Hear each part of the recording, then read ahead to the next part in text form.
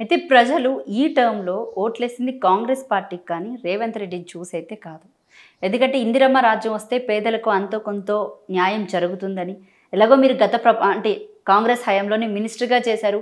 మీకు తెలుసు కాంగ్రెస్ పాలన ఎలా ఉంటుందో, కాంగ్రెస్ పార్టీ పనితీరు ఎలా ఉంటుందో మీకు బాగా తెలుసు. అలాంటిది ఈరోజు కాంగ్రెస్ పాలనలో చాలామంది ప్రజలు ఇబ్బందులు ఎదుర్కొంటున్నామని వాళ్ళే రోడ్ల మీదకొచ్చి గట్టిగా అరుస్తూ ఒక ముఖ్యమంత్రి హోదాలో ఉన్నటువంటి వ్యక్తిని నానా మాటలు అంటున్నారు. అంటే ఇది ఇక్కడ మూసీ నది అభివృద్ధి కార్పొరేషన్, అది హైడ్రా కాదులేండి. అది హైడ్రా కాదు. చాలామంది హైడ్రాను విమర్శిస్తుంటారు. హైడ్రా వాళ్ళు సపరేట్, వాళ్ళు ట్యాంకులు, నాళాలు, దాంట్లో ఉండే ఆక్రమణలు తొలగించేవాళ్ళు. ఇక్కడ మూసీ ప్రక్షాళన అనేది వేరు, ఇది అది పెద్ద ప్రాజెక్టు. కాంగ్రెస్ హయాంలో మూసీ ప్రక్షాళన ఎందుకు చేయలేకపోయింది? చెప్తుంటాను, మూసీ ప్రక్షాళన అనేది పెద్ద ప్రాజెక్టు. గతంలో ఎవరు ఉమ్మడి రాష్ట్రం ఉన్నప్పుడు ఈ సమస్య రాలేదు. మూసీ ప్రక్షాళన, హైదరాబాద్ సుందరీకరణ అనేది చంద్రబాబు నాయుడు నుంచి ఇది కొంచెం కొంచెం హైదరాబాద్ పట్టణం మీద కాన్సన్ట్రేషన్ పెరుగుతుంది. అంతకుముందు లేదు, ఇది హైటెక్ సిటీ రావడం అయితేనేమో ఆ నుంచి హైదరాబాద్ సిటీ అభివృద్ధి మీద ప్రభుత్వం దృష్టి కేంద్రీకరించబడుతుంది. కేంద్రీకరించినప్పుడు ఈ మూసీ అనేది ప్రక్షాళన చేయాలనేది గతంలో బీఆర్ఎస్ ప్రభుత్వమే టేకప్ చేసింది. వాళ్ళు కూడా మేనిఫెస్టోలో పెట్టుకున్నారు. ఇప్పుడు కూడా మేనిఫెస్టోలో ఉంది, ప్రజెంట్ మేనిఫెస్టోలో కూడా మేము కూడా మూసీ ప్రక్షాళన చేస్తామని బీఆర్ఎస్ పెట్టినారు, బీజేపీ పెట్టినారు, తర్వాత కాంగ్రెస్ పార్టీ పెట్టినారు. పెట్టిన తర్వాత మూసీ ప్రక్షాళన విషయం వచ్చేసరికి దానికి ఒక బోర్డు వేశారు. వాళ్ళు ఇప్పుడు ఎఫ్టీఏలు, బఫర్ జోన్లు అవేవో ఫిక్స్ చేసేదానికి మార్కింగ్ ఇస్తున్నారు. అక్కడ ప్రజలు వస్తాయనుకునే ఇండ్ల వారికి చెప్తున్నారు, డబుల్ బెడ్రూమ్ ఇస్తాము, చదువుకునేదానికి ఇస్తామని చెప్తున్నారు. కొందరు వెళ్ళిపోతున్నారు కదా, కొన్ని చోట్ల అయితే మేము వెళ్తున్నారు. అంటే ఇది సిటీకి సంబంధించిన వ్యవహారమే కాదు ఈ మూసీ ప్రక్షాళన అనేది. ఎంతసేపు పాత సిటీని దృష్టిలో పెట్టుకొని మనం ఇప్పుడు చర్చ చేస్తున్నామే కానీ అది ఎక్కడి నుంచో వస్తుంది కదా. ఈ ఇండస్ట్రీస్ రావడము, అభివృద్ధి చెందడము, అవి వాళ్ళ వ్యర్థాలను అందులోకి వదులుతుండే దానివల్ల మలినమైపోవడము, తర్వాత ఓల్డ్ సిటీకి వచ్చినాక దాన్ని ఆక్యుపై చేసి డ్రైనేజ్ వ్యవస్థలను దాంట్లో పెట్టడము, ఇటు వెళ్ళేతలకి నల్గొండ జిల్లాకు వెళ్ళేతలకి వాళ్ళందరూ కూడా కంప్లైంట్ చేస్తున్నారు, మూసీని ప్రక్షాళన చేయండి. ఎందుకంటే ఈ నీళ్లు అక్కడ పోయినప్పుడు ఇరిగేషన్ పర్పస్ ఉపయోగిస్తారు,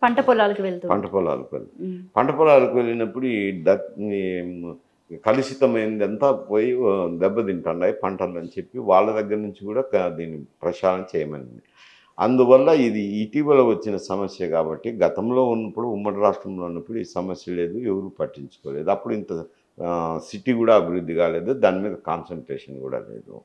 ఇప్పుడు వచ్చినాయి. మన గతంలో కూడా బీఆర్ఎస్ ప్రభుత్వం ఉన్నప్పుడు కూడా వాళ్ళు కూడా దీన్ని సర్వే టేకప్ చేసినారు.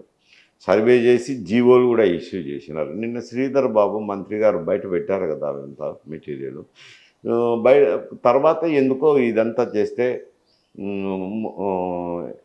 ఇబ్బంది అవుతుంది అని చెప్పి వాళ్ళు ఆ పథకాన్ని నిలిపేసుకున్నారు. ఇప్పుడు కాంగ్రెస్ పార్టీ అధికారంలోకి వచ్చింది, రేవంత్ రెడ్డి ప్రక్షాళన చేస్తున్నారు, సర్వే చేస్తున్నారు. సర్వే చేసేటప్పుడే వచ్చి ఇంకేదో ఇక్కడ హైడ్రా కూల్చుతున్నది కదా, ఎక్కడ కూడా పెద్ద వాళ్ళయే కూలుస్తున్నారు. ఎందుకంటే ఎన్కన్వెన్షన్ అనేది ప్రముఖులదే కదా, నాగార్జున సినీ నటుద్ది. కన్వెన్షన్ కి పర్మిషన్ ఇచ్చింది వైఎస్ రాజశేఖర రెడ్డి అని విన్నాను సార్. నేను కాదండి, ఆయన పండితుడు నేనేం చెప్పలేదు. ఆయన ఇచ్చిండొచ్చు, ఎవరన్నా ఇచ్చిండొచ్చు, ఎవరన్నా నీళ్ళండి. ఇప్పుడు హైడ్రా అనేది ఒకటి పెట్టినారు, ట్యాంకులు ఆక్రమణలు చేసి తొలగించమని. అది అందరికీ తెలిసిందే, ఎన్కన్వెన్షన్లో ఆ ట్యాంక్ ఆక్రమణ చేసినారు అనేది. పెళ్ళిళ్ళకు వెళ్ళినప్పుడు ప్రతి ఒక్కరూ చర్చించుకునే సమస్య, అది అందరికీ తెలిసిన సమస్య. అయితే అప్పుడు చట్టాలు లేవు, అటువంటి కార్యక్రమం చేపట్టలేదు కాబట్టి జరిగిపోయింది. ఇప్పుడు ఇతను వచ్చినాక ఈ కార్యక్రమం చేపట్టి ఒక విషయం అయితే పబ్లిక్ నోటీసులోకి వచ్చింది, కూలగొడతారు ట్యాంక్ బండ్లోనూ అందుంటాయి. మూసీ నది అనే తలకి వేరే బోర్డు వచ్చింది, వాళ్ళు సర్వే చేసుకుంటున్నారు. రేపు పొద్దున పగలగొడతారని ముందే ప్రజల్లో నుంచి ఆందోళన వచ్చింది. ఇప్పుడు కొందరు సర్దుకొని వెళ్ళిపోతున్నారు. కొన్ని చోట్ల అయితే కొట్టినారు కదా, నిన్న కూడా కూలీలను పిలిచి కూలగొట్టినారు. ఓ, మేము మీకు అన్ని రకాలుగా ఆదుకుంటామని నచ్చజెప్పి పంపిస్తున్నారు.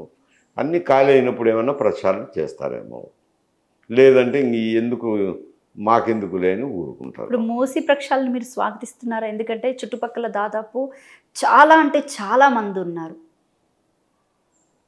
ఇప్పుడు మూసీ చుట్టూ ఎట్లా లేదన్నా కొన్ని కాలనీలు ఉన్నాయి, కొన్ని ఊర్లు ఉన్నాయి. ఎట్లా ఏదైనా కూడా వాళ్ళందరినీ పంపించాలంటే చాలామంది అక్కడ వాళ్ళ నివాసాన్ని కొన్ని కోట్లు పెట్టి అమర్చుకు ఇంకోటి పెడతారు.